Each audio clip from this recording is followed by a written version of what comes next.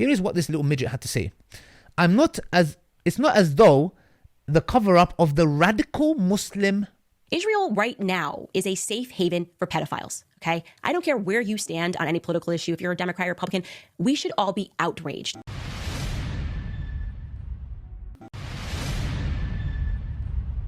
Brothers and sisters, it is the winter season in the UK. Today in my house, my boiler broke and the house was freezing cold.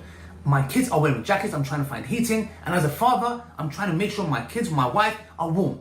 Imagine the people around the world. I'm working with one Ummah Brothers and Sisters, 100% donation policy charity who are helping Syria, Lebanon and Afghanistan, people who are freezing to death in tents, brothers and sisters. Donate whatever you can, because today's experience with me showed me, subhanAllah, how vulnerable we are and just made me remember those people who are in need. Whatever you donate, guys, even if it is £1, help those people in those countries. Assalamu alaikum wa rahmatullahi wa barakatuh, brothers and sisters and dear friends. As you guys know, this whole thing of grooming gangs and this whole fiasco that's been happening for the past 13 years, being taken advantage of by likes of Tommy Robinson, who's been funded by the Zionists, once again with Elon Musk's help, which, as you guys know, he changed his tone when he went to Israel. For some odd reasons, he's now promoting Tommy Robinson. It's not a coincidence, guys. It's orchestrated very perfectly and clearly. As you know, the genocide that's going on in Gaza, this is a maneuver for them to take the attention from there. And that's exactly what we saw by this intellectual midget who is actually afraid. I mean, we've seen him gulping at the name of Mohammed Hijab. He's terrified. He's refused debates of any shape or form. So here's what he said on Twitter. And Mohammed Hijab obviously responded to him, but here it goes. And then we're going to talk about Candace Owens, and we are going to get deeper because we're about to do a backflip, or we're going to be flipping this whole thing on their head. Why?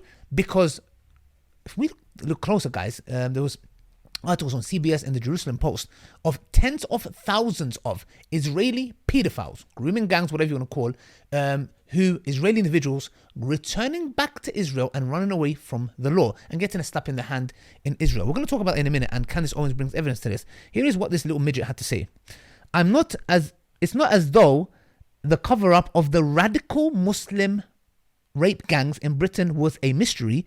Journalists openly admitted to knowing about it for years and failing to report it because they were afraid it might help the British National Party and English Defence League.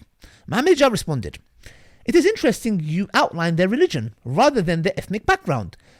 Let me ask you, what have you had to say about the Lev Tahor Jewish grooming gangs that operate in Guatemala 2 weeks ago? Should we link them with Judaism?" A very valid question. And talking about this, let's go to Candace Owens' video clip where she talks about this phenomenon that is happening. And not only that, in Cyprus, a white British girl, was gang raped by 7/Israeli IDF soldiers. Did you hear about that? Did Tommy Robinson talk about that, or Paul Golding? Did any of the far right talk about it? Is Elon Musk talking about it? No, they are not. Because it's not that they care about the victim, they rather care who is the perpetrator. Here's what Candace Owens had to say. Let's watch this, inshallah, and make some conclusions and look at the studies of tens of thousands of paedophile grooming gangs who are running to Israel for safe haven under the right to return law.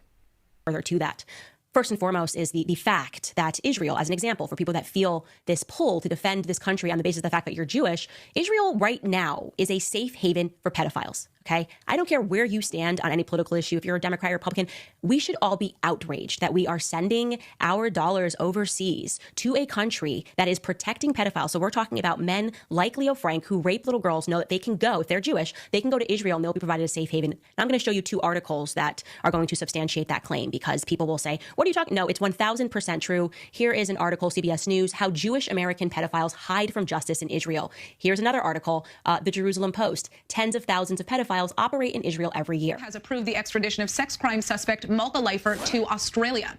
Leifer was the former principal of an ultra-Orthodox Australian day school and is wanted on 74 sexual assault charges, including rape, at the institution. CBS this morning, we have a follow-up on a CBS News investigation from last year. It's a very disturbing issue. Child abuse suspects in this country who fled to Israel.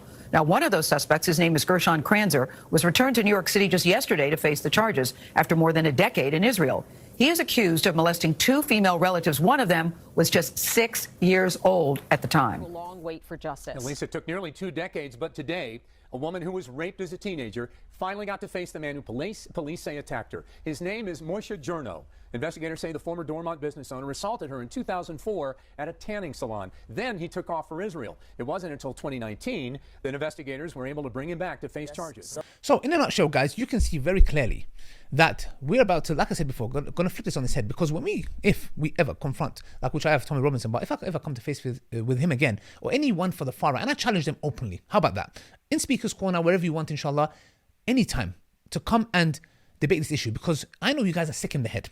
You want to make this a Muslim, Pakistani / Indian, Asian, whatever issue it is, because you are sick in the head. You are more focused, you do not care about who is the victim. You rather care about the perpetrator.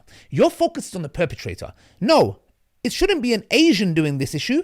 We don't mind if it's our own. If it's our own, it's fine. But if it's an Asian, no. So here is the articles. Let's read the articles, inshallah. This is from the New Jerusalem Post. Okay.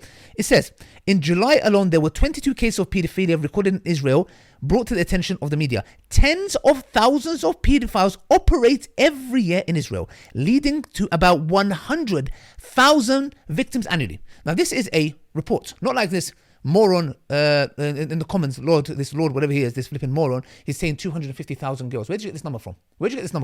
Number one. Number two, the Matzov Association, an organization that actively keeps track of reports on pedophiles in various media and centralizes the data monthly, states that in July alone, 20 cases of pedophilia were reported in Israel and brought to the attention of the media. The vast majority go unreported.